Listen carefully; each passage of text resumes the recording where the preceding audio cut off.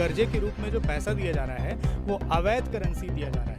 1 रुपया, ये 1 रुपया मेरे दादाजी अगर 8 घंटा 10 घंटा ड्यूटी किए तो ये चांदी का 1 रुपया कमाते थे। जब ये चांदी का 1 रुपया कमाते थे उस समय मोहर चला करती थी, ये है मोहर। इस नोट के बदले में बैंक जो है वो सिक्के देगी मांगे जाने पर। यानी जब आरबीआई छाप ही नहीं रही है उतना रुपए, तो इतने उधारी दे कैसे दिए आप लोग? कर्जा लोन दे दिया बैंक कि मतलब आपको लोन चाहिए कि नहीं चाहिए। हम तो समझे कि एक लोन लिए हैं, वो लोन हमारा क्लियर होगा फिर मतलब लोन मिलता होगा। उधारकर्ता कल्याण समिति, कर्जा हटाओ देश बचाओ। इस वक्त मौजूद हूँ मैं दुर्ग के एक स्थान पे जहाँ पर कर्जा हटाओ देश बचाओ अभियान द्वारा एक छोटा सा सेमिनार रखा गया, जिसमें कहा जाए तो लगभग आज देश का हर नागरिक बैंकों से परेशान है, कर्जा लेकर परेशान है। कई लोग को तो एक लोन के नाम से अप्रूवल दिया जाता है, उनको 4 लोन दे दिए जाते हैं, लेकिन लोन लेने वाले को पता नहीं चलता कि हमारे सर पे कितना कर्जा हो चुका है, कितना लोन हो चुका है। इसको लेकर लगातार उधारकर्ता कल्याण समिति मोर्चा उठाती रहती है, बैंकों से सवाल करती है कि बैंक के पास जितना पैसा नहीं उससे ज़्यादा वो कर्जा के कैसे बांट देती है। इसी समक्ष आज एक कार्यक्रम रखा गया था और कार्यक्रम में भी इस प्रकार की आवाज़ उठाए गए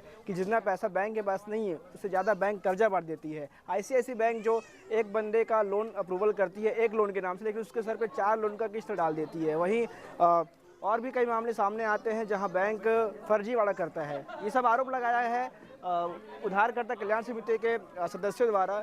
क्या कुछ है आप आगे वीडियो में देखिए। कर्जा हटाओ देश बचाओ आयोजन किया गया था, क्या कुछ रहा इसमें? इसमें हमने सरकार से संबंधित जो जानकारी मिलती है, जैसे मैंने बहुत सारी आरटीआईज लगाई है जिसके आधार पे बैंकिंग सिस्टम का जो लूप होल है उसको जान करके हमने ये नारा लगाया है कि कर्जा हटाओ देश बचाओ, क्योंकि कर्जे के रूप में जो पैसा दिया जा रहा है वो अवैध करेंसी दिया जा रहा है। जो आरबीआई जो कहती है, आरबीआई की रिपोर्ट में ये कहता है कि 38 लाख करोड़ की करेंसी है, लेकिन बैंकों का डाटा ये कहता है कि 107 लाख करोड़ रुपए का कर्जा दिया गया है। तो जब आरबीआई ये रिपोर्ट बनाती है कि 38 लाख करोड़ रुपए की करेंसी है, तो बैंक कैसे ये कह सकता है कि 107 लाख करोड़ रुपए का कर्जा दिया गया है? दूसरी चीज़, मैंने एसबीआई के ऊपर भी आरटीआई डाली है। ऐसे बहुत सारे बैंकिंग सेक्टर जो पब्लिक सेक्टर बैंक है उस पर भी आरटीआई डाली है कि आप जो पैसा है वो कहाँ से दे रहे हो। और विडंबना ये है कि इतनी बड़ी संस्था होने के बावजूद भी जो बैंकिंग सिस्टम है वो ये जवाब तक नहीं दे पा रहे हैं कि पैसा ला कहाँ से रहे हैं। जब कर्जा दिया जा रहा है तो कर्जा बैंकों के माध्यम से व्यक्ति को तो दे दिया जा रहा है, और जो वसूली की जा रही है वसूली तो वैध वसूली करी जा रही है। तो जब वसूली वैध है तो कर्जा अवैध क्यों दिया जा रहा है, अवैध करेंसी में कर्जा क्यों दिया जा रहा है? इसी बात पर हमने संगोष्ठी रखी थी। और दूसरी चीज़, मैं आपको एक सिक्के दिखाता हूँ, मैं कुछ आपको करेंसी दिखाता हूँ। जैसे ये करेंसी है चांदी का 1 रुपया, ये 1 रुपया मेरे दादाजी अगर 8 घंटा 10 घंटा ड्यूटी किए तो ये चांदी का 1 रुपया कमाते थे। जब ये चांदी का 1 रुपया कमाते थे उस समय मोहर चला करती थी, ये है मोहर। इस मोहर, ये सोने की मोहर है। जो हमारा देश जो बोला जाता है सोने की चिड़िया, तो ये मोहर की वजह से बोला जाता था क्योंकि करेंसी जो है वो सोने में होती थी हमारी। अब इस सोने की करेंसी के बदले सबसे पहले बैंकिंग सिस्टम ने अपराध किया कि चांदी की करेंसी लेकर आई, और उसके बाद चांदी की करेंसी के बाद सबसे बड़ा अपराध किया कि बैंक नोट लेकर आए, और बैंक नोट के बाद जो बैंकिंग सिस्टम सबसे बड़ा अपराध कर रहा है वो सीबीडीसी लाने का अपराध कर रहा है, जो कि हवे में है। मैं आपको एक चीज़ दिखाता हूँ, ये जो चांदी का रुपया है, इस रुपये के बदले में बैंक ने ये स्टील का रुपया चला दिया जिसकी कोई वैल्यू नहीं है। ये जो 1 रुपया है ये आज की रेट में 2000 रुपये में मिल जाता है, और इसी 2000 का जो 1 रुपया है ये जब बैंक में हम जमा करेंगे तो 1 रुपया बैंक लिखेगी। वैसे ही ये 1 रुपया है, ये स्टील का 1 रुपया है, ये भी 1 रुपया जब जमा करेंगे तो बैंक 1 रुपया लिखेगी। तो मेरा ये सवाल है कि ये चांदी का 1 रुपया और ये स्टील का 1 रुपया, ये दोनों ही बैंक में जब जमा करेंगे तो 2 ही रुपये आएगा, लेकिन मार्केट में इसका 2000 रुपये और इसका 1 रुपया। ऐसा कैसे पॉसिबल हो सकता है? इसका मतलब या तो मार्केट हमारे साथ धोखा कर रहा है या फिर बैंक हमारे साथ धोखा कर रहा है। दूसरी चीज़ मैं आपको दिखाता हूँ, ये 10 का नोट है। इस 10 के नोट में वचन लिखा हुआ है कि मैं धारक को 10 रुपये अदा करने का वचन देता हूँ। ये भी 10 रुपये का नोट है और ये आज भी चलन में है, ये भी आज चलन में है। दोनों में फ़र्क ये है कि इसमें हिंदी में नहीं लिखा हुआ है कि मैं धारक को अदा करने का वचन देता हूँ। अब इस नोट में जो लिखा है I promise to pay the bearer 10 rupees, इसमें केवल इतना लिखा है I promise to pay the bearer the sum of 10 rupees. इसमें लिखा है I promise to pay the bearer on demand the sum of 10 rupees at any office of issue. इसका मतलब ये होता है कि इस नोट के बदले में बैंक जो है वो सिक्के देगी मांगे जाने पर, यानी जब जो भी इस नोट का धारक होगा वो जब मांग करेगा तो उसके बदले में बैंक जो है वो सिक्के देगी। वो कौन से सिक्के देगी? ये चांदी का सिक्का देगी एज पर लॉ। लेकिन फिर उसके बाद बैंकों ने क्या किया, इस वचन खंड को ही, जो क्योंकि चांदी का सिक्का देना ना पड़े और बैंकों को घाटा ना हो, इसलिए बैंक ने क्या किया है, ये वचन खंड को बदल करके लिख दिया है कि मैं धारक को 10 रुपये अदा करने का वचन देता हूँ, और बीच में गांधी जी की फोटो चिपका दी ताकि लोग देशभक्ति में डूबे रहें और असली सवाल ना करें। बैंक यही अपराध कर रहा है कि देश में जितनी करेंसी नहीं है उससे कई गुना ज़्यादा कर्जा बांट दे रहा है, और वसूली करने के नाम पे 50 लाख की प्रॉपर्टी को 20 लाख में नीलाम करने को तैयार हो जा रहा है, और 25 लाख अगर किसी का ड्यू है तो 20 लाख में प्रॉपर्टी बेच करके 5 लाख की वसूली करने के लिए अलग से कोर्ट में केस दायर कर रहा है। तो मेरा ये सवाल है कि 50 लाख की प्रॉपर्टी को बैंक अंडर वैल्यू कैसे कर दे रहा है, और जब 50 लाख की प्रॉपर्टी पर अंडर वैल्यू कर रहा है तो संस्थाएं क्या केवल चाट खाने के लिए पैदा हुई है क्या? संस्थाएं क्या कर रही है, चावल दाल खा रही है क्या संस्था? जो लोग हैं, जो IAS IPS इतने सारे बने हुए हैं, ये लोग कर क्या रहे हैं? जो नेता मंत्री बने हुए हैं, लोग कर क्या रहे हैं? बैंकिंग सिस्टम खुलेआम जो लूप होल से डकैती कर रहा है, उस डकैती को रोका क्यों नहीं जा रहा है? रोड बन रही, सड़कें बन रही, नाले बन रही। भाई कर्जा लेकर के तुम विकास चाहते हो क्या? कर्जा लेकर के हम कोई विकास नहीं चाहते हैं, लेकिन जो वास्तविकता है उस पर हम सवाल खड़े कर रहे हैं कि सरकार आखिर ये कर क्यों रही है? जो नोट है उसको सिक्के में बदल दिए, सिक्के जो है वो नोट में बदल दिए, नोट को अब CBDC में बदल दिए रहे हैं। CBDC के बाद अब एक नया शगुफा आ रहा है कि जो बैंकिंग सिस्टम है वो लगातार कोलैप्स होता जा रहा है, और वो दिन दूर नहीं जब सारे बैंक केवल इंटरनेट से कनेक्टेड होंगे, और इंटरनेट की जिम्मेदारी केवल एक ही व्यक्ति के पास है। सभी लोग जानते हैं मोनोपोली किसके हाथ में चला जा रहा है। तो वो व्यक्ति किसी भी दिन इंटरनेट को यदि शट डाउन कर देगा तो उस दिन हमारा जो बैंक है वो जाएगा कहाँ? हम फोन पे या गूगल पे चला नहीं पाएंगे, तो पेमेंट हम नहीं करेंगे, तो क्या केवल ऐसी लूले लंगड़े बन के बैठे रहें क्या? इसलिए हम सभी लोग इकट्ठा हुए हैं कि बैंकों से सवाल करेंगे और सरकारों से भी सवाल करेंगे, और सवाल करके पूछेंगे, लिखित में भी पूछेंगे, और धरना प्रदर्शन करना पड़े तो धरना दे करके सभी लोग मिल करके पूछेंगे कि जो उधार दे रहे हो वो किस आधार पे दे रहे हो। जब RBI छाप ही नहीं रही है उतना रुपए, तो इतने उधारी दे कैसे दिए आप लोग? आप काफी बार कार्यक्रम कर चुके हैं, क्या कभी उनकी तरफ से जवाब आपको आया है?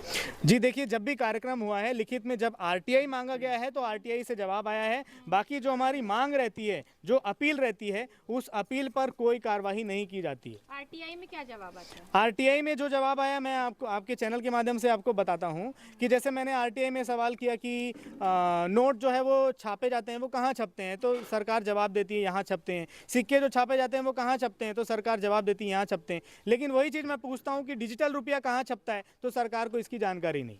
अच्छा, सिक्के कितने रुपए में छपते हैं, लागत तो कितनी लगती होगी? तो सिक्के की लागत सरकार बता रही है, बैंक नोट की लागत सरकार बता रही है, लेकिन डिजिटल रुपया कितने रुपए में छप रहा है इसकी लागत नहीं बता रही है। इसका जवाब कैसे दे सकती है सरकार? आप कैसे उनके मुंह से ऐसा निकलवाएंगे जवाब? अपील करेंगे। देखिए, हम सबसे पहले तो प्रथम अपील पे गए, और प्रथम अपील के बाद बहुत सारे मेरे मामले रिजर्व बैंक ऑफ इंडिया के खिलाफ लगे हुए हैं, जहां पर रिजर्व बैंक का जो मेन अधिकारी है उसको भी इसका जवाब नहीं पता कि ये चल कैसे रहा है।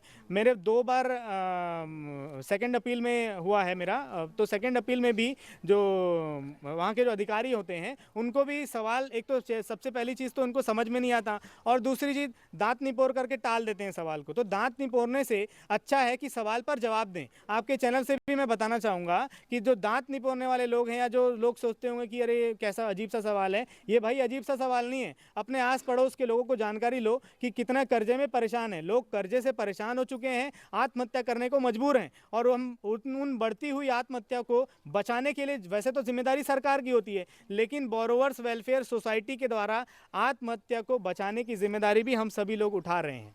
आप एक तरीके से बैंक पर कालाबाजारी और फर्जी करेंसी छापने का आरोप लगाते हैं। बिल्कुल इसको साबित कैसे करेंगे? बिल्कुल साबित करने के लिए बहुत सारी चीज़ें हैं मेरे पास। ऐसा कोई एक बैंक आकर के मेरे को चैलेंज कर दे कि हम जो है कालाबाजारी कर रहे हैं या हम जो है अपराध कर रहे हैं, इसको साबित कर दो। कोई भी एक बैंक, चाहे सरकार या देश का कोई छोटा बैंक हो या देश की सबसे बड़ी बैंक हो या even reserve bank of India, उसको भी मैं चैलेंज देता हूं। अगर रिजर्व बैंक ऑफ इंडिया में हिम्मत है तो वो एक बार स्टेटमेंट दे करके दिखा दे कि हम अपराध कैसे कर रहे हैं, इसकी जानकारी दो। मैं खुलेआम सबको बता दूंगा, लिखित में, पब्लिक डोमेन में रख दूंगा कि कैसे अपराध हो रहा है।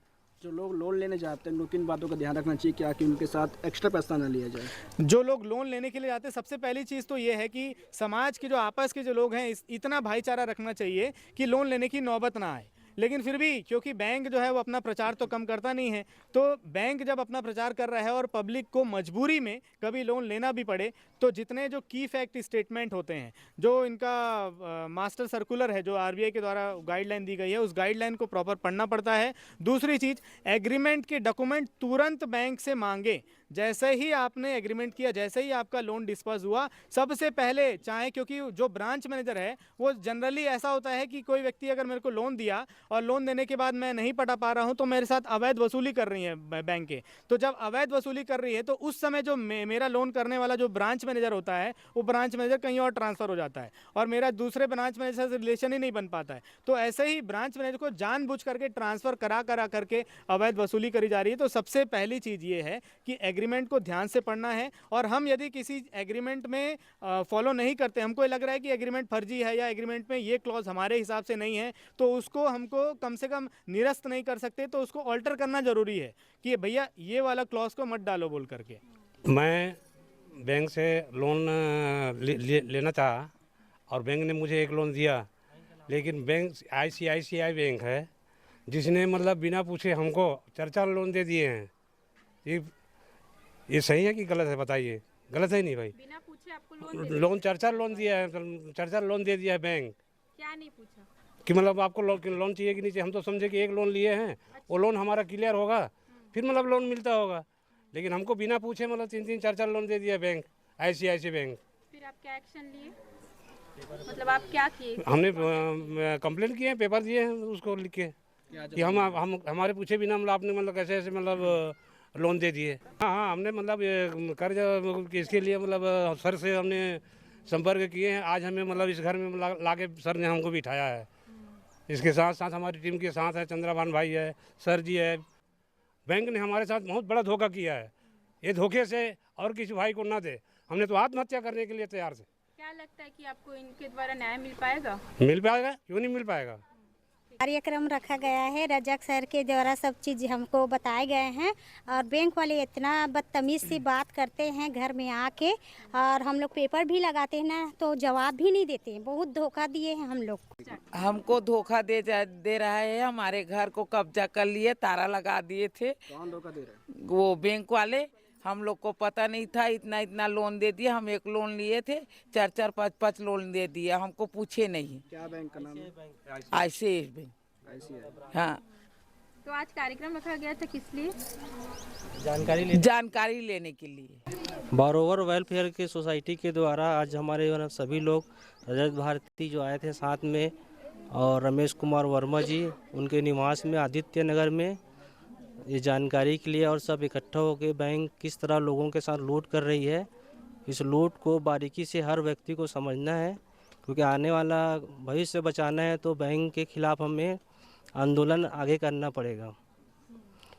शासन प्रशासन के भी लोगों को मैं बोलना चाहता हूं कि वो भी जागे। IAS IPS बने हैं, कलेक्टर बने हैं, तो गुलामी करने के लिए नहीं बने हैं। अपनी पढ़ाई की, अपने मेहनत से बने हैं, तो गुलाम बन के जो सही है सही को नहीं बोल रहे हैं, झूठ को झूठ नहीं बोल रहे हैं। तो क्या लगता है आप लोग इस मुहिम में सफल होंगे? सफल हम लोग हो रहे हैं। पूरा देश में छोटी छोटी संस्थाएं काम कर रही है, रैली कर रही है ना। जिसका घर लॉक है वो लॉक को खोला जा रहा है, और एक भी आवेदन का बैंक जवाब नहीं दे रही है। आज जो लोगों का भीड़ इकट्ठा हुआ था, क्या कुछ सीख दिया गया और क्या कुछ सीख मिला? आज सभी लोगों को बारीकी से बताया गया कि बैंकिंग सेक्टर कैसे डिजिट के माध्यम से लोन दे रही है, लोगों को लूटा जा रहा है और आत्महत्या करने के लिए मजबूर किया जा रहा है। इसी प्रकार की खबर के लिए बने रहे हमारे साथ। मैं सोहेल चिश्ती, धन्यवाद।